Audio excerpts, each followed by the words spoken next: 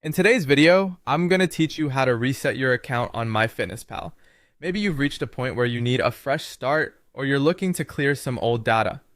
Whatever your reasons, I'll guide you through the process step by step, offering insights and tips along the way. First, head over to the MyFitnessPal website. If you don't have an account yet, you'll need to sign up, but if you're already a member, simply log in using your credentials. Once you're logged in, navigate to the settings section of your profile. This is where you'll find different options to manage your account. To perform a full reset, you have the option to delete your account entirely. While this seems drastic, it gives you the ability to start anew by creating a fresh account. For those of you willing to take this path, look for the Delete Account link in the settings menu and follow any on-screen prompts to complete the process. Remember, this will erase all your data, so make sure this is the right choice for you.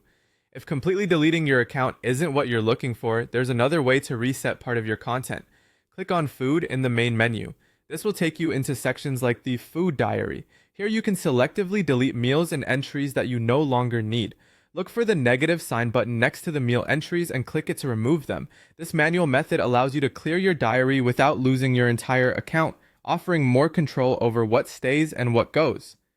One thing to note is that MyFitnessPal doesn't offer a one-click reset button. Because of this, utilizing either of these two methods will depend on your personal reset goals. Do you need a full refresh, or is it just some old meal logs you're looking to declutter? Assess your needs and choose the method that suits you best.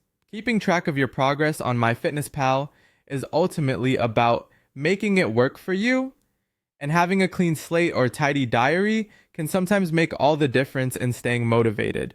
As you explore these options, don't forget to back up any important data or progress you'd like to revisit in the future.